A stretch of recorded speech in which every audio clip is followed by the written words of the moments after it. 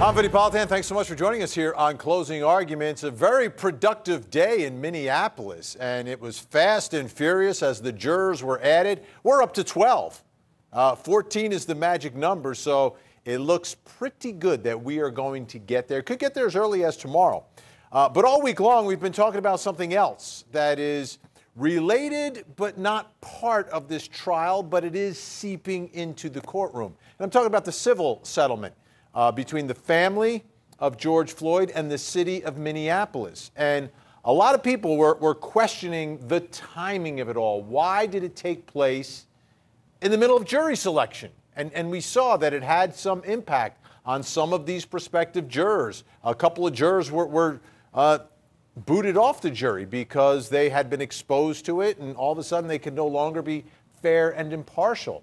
So it's clearly impacted jury selection to a certain extent, but it wasn't so much about the fact that there was a settlement, that money was paid. It was a lot of money, $27 million, but it was really the timing of it all. And we never really heard from the city of Minneapolis. You know, why did you settle it now in the midst of trying to pick a jury for this criminal case? Well, the city addressed that today. The city attorney did. Let's take a listen.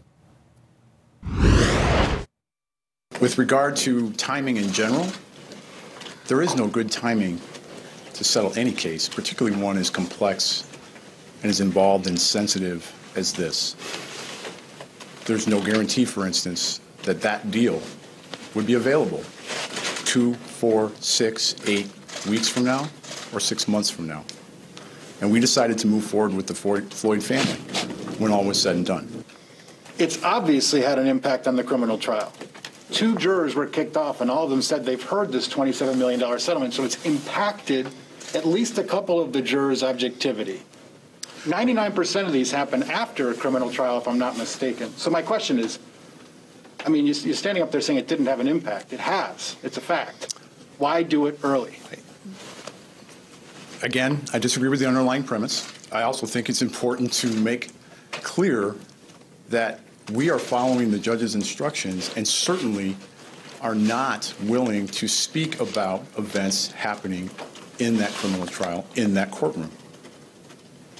It would be inappropriate. I don't think the judge would like us to say one way or the other about the issues you raised that are happening in the trial right now. Mr. City Attorney, you had a 90-minute press conference last week about this settlement. And we did not talk about the criminal trial in our press conference. Okay, then, with respect, aside from the criminal trial, can you talk about the settlement, just the settlement, and why you wanted to release it and announce it prior to selecting a jury?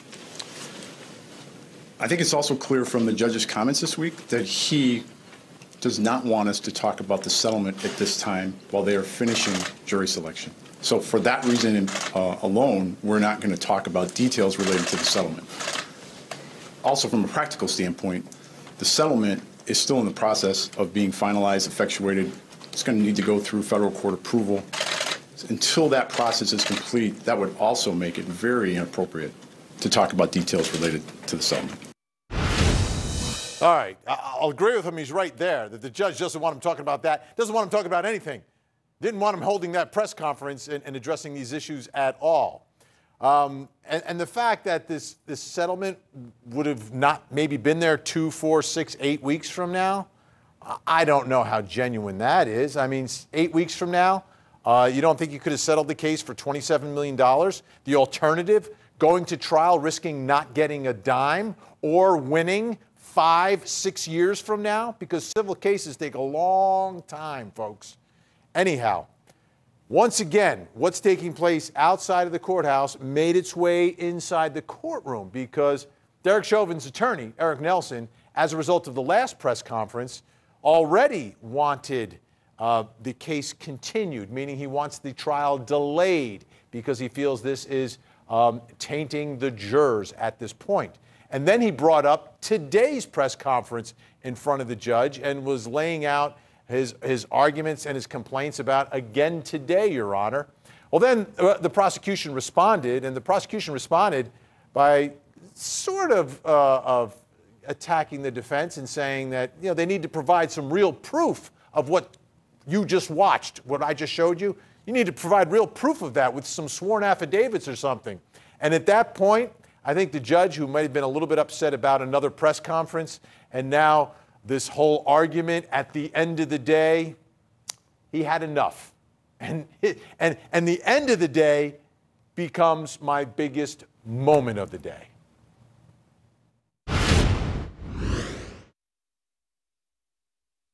Let's just stop right there. As an officer of the court, Mr. Nelson was noting something that was in progress almost. He has the right to do that. You have a right to criticize it as not being sufficiently supported by declarations and affidavits. My response to his declaration was to say it was noted, nothing more, no findings. And I would expect that he follows it up with perhaps some filings. I cannot expect Mr. Nelson to step out of these proceedings, where we've been in session since 8:30 this morning, to file affidavits to add to his record on a motion I'm going to be reading about and deciding tonight for tomorrow morning. I don't think it's fair to criticize either side. Either side. You should not be criticizing each other for noting for the record things that are happening in an emergent manner. It should be followed up. I agree with a good record is much better. But for an officer of the court to make a notation, he's entitled to do that. Whether he wants to just rest on that is fine. I think your answer to give me that transcript and a URL to listen to is also very appropriate, very important for me to look at these questions. But let's recognize the fact that the state has a lot of lawyers on this case who can sit outside this courtroom and start grinding out things. Mr. Nelson does not have the same level of support. How many lawyers now are admitted pro hoc vice and are working for the state on this case so far, Mr. Slisher? Is it 10, 12? I don't have that number, Your Honor, but I do know that the Police Federation, the union, is funding the defendant's defense, and they have... Let's not talk about that. We're not talking about how things are funded. I'm just saying, I can understand why what I'm saying is, I can understand why the state is able to produce affidavits and memos so quickly, because there are a lot of lawyers working outside this courtroom. I can't expect that Mr. Nelson would walk in this afternoon with affidavits when we've been in jury selection all day. And I think what we're getting into is criticizing each other's performance. Let's not do that. You do your own performance, you let the court evaluate whether it's enough.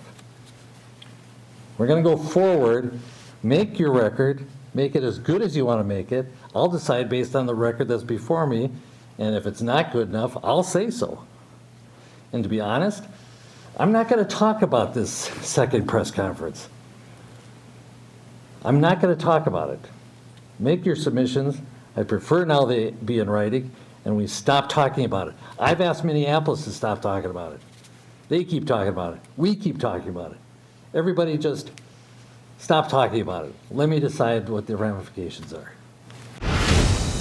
All right. At the end there, reminded me a little bit of Al Pacino, right? I'm out of order. You're out of order. Everything's out of order. Everyone just stop talking about it. All right. Let's talk about it. Let's bring in Julie Janae, Court TV legal correspondent, who joins us in Minneapolis. Wow. I think I understand the judges. I don't know that we're allowed to talk about it. Yeah, we have to. The judge's frustration, I think, was more than just the moment. I think his frustration is also at the city the entire week. It's been a long week. But at the end of the day, it was a very, it was a good day. I mean, we added 3 jurors by the end of the day.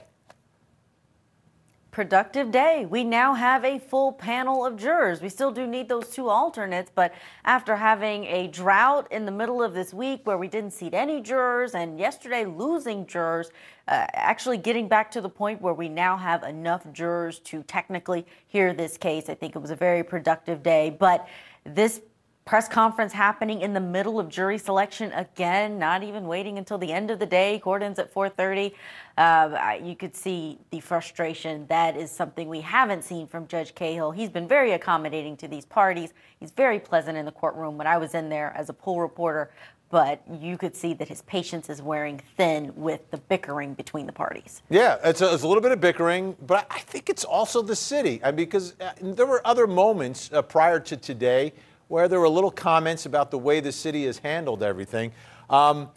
Let's get to the substance, though, of what the city attorney said. There was no guarantee that this deal would have been there, 2 weeks, 4 weeks, 6 weeks, 8 weeks from now. And I kind of find that a little shallow, right? And the reason, and I'm interested in your opinion on this because you've done that kind of work, is that $27 million is a lot of money, and in a settlement, it's $27 million guaranteed. And I can't imagine that at the end of this trial, when it's all over, that if the same $27 million was offered to the family, they would say, no, we want to go to trial and then risk either winning more than $27 million, which is possible because Romanucci has done that before, or not winning anything and going through the civil litigation process, which doesn't take months, takes years. So it would be like $27 million now, or maybe 27, maybe 40, maybe nothing 2 years from now, 3 years from now, 4 years from now, after all the appellate processes take place. I mean, what are your thoughts about that, Julie? Because I'm really curious. I do think the guaranteed part is key, because it is true that when you're at the steps of the courthouse right before trial and you don't know which way things are going to go, yes, this isn't going to be the civil trial, but the criminal trial is going to have a huge impact on the civil case, depending on what comes out, depending on what the conviction is. That is the time to essentially settle when neither side really knows for sure what's going to happen.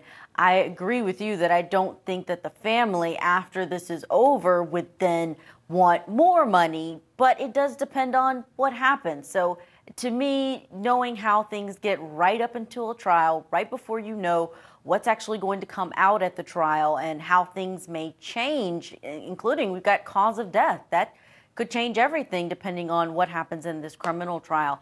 So the idea that the highest amount of money was being offered and was agreed to there before trial during jury selection, I do agree with that. Yeah, and I get it for George Floyd's family, but for the city, they could have paid $27 million now. They could pay $27. I think they could have paid $27 million after this trial as well, and they could have had an argument maybe for less, depending on how the trial goes. But I don't think that number would necessarily go up. I think you could clearly settle it for $27 million 8 weeks from now. But that's neither here nor there. Something else came out there from the judge, which I found very interesting, which I really didn't think about before, which is the size of this prosecution team versus the size of the defense team. What can you tell us? I'm going to quote our legal correspondent, Chanley Painter, this morning. She said when she was in the courtroom yesterday, it felt like David versus Goliath when you see the opposing sides. I felt the same way when I was in there on the very first day of jury selection, because you had all four filling up the state side, and on the defense side, you have the defendant, you have his one attorney, and then another associate attorney who sits behind them, but she does not do any of the presenting. So really, the potential jurors are only hearing from one attorney.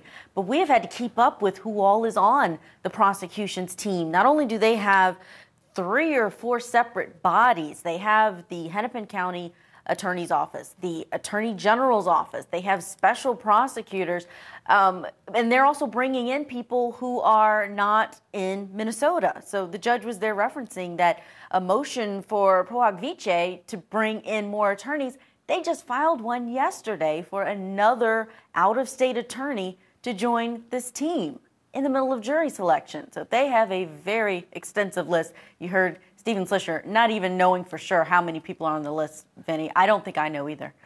Yeah, and it can work either way, right? Sometimes if you don't have that one person that is in control of everything, it can kind of get away from you. But on the other hand, they are prepared for every witness, every piece of evidence. They are reviewing everything. So I think they're going to come out on the plus side of that.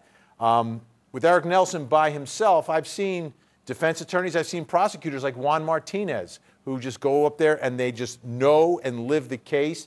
And at the end of the case, the jury feels that. So that's going to be interesting to see the way it develops. How many of these prosecutors will be interacting with the jury versus it's going to be just Eric Nelson for the defense, right? So they'll have one voice throughout. But will prosecutors be able to create that relationship if you have too many rotating people coming in and out? Any idea how many will be actually interacting with the jury? We do. It will be 3 who are presenting. We've been asking the Attorney General's office that question for several weeks, and they did announce that the 3 that we've been hearing the most from during jury selection, that'd be Stephen Slisher, the one who's been asking those questions of the potential juror after the defense is done, and Jerry Blackwell. We've only heard him during the arguments in the morning when they are going back and forth about motions. He has some of the motions that he's worked on. He is one of the private attorneys who will be arguing this. Stephen Slisher is private as well. And Matthew Frank, he's the Assistant Attorney General who's been on the case from the beginning. He does all the filing of the motions, but we haven't heard from him much, but we did hear him making those arguments about the city's presser and the transcript. So he is involved. He's there sitting in the courtroom. A lot of faces that these jurors will hear from, depending on what the subject is. Yeah, the first impression I have of Matthew Frank is that this guy is a walking legal encyclopedia. And he just, I mean, his knowledge of criminal law, procedure, everything is amazing. So I think that's a huge plus to have someone like that on your team.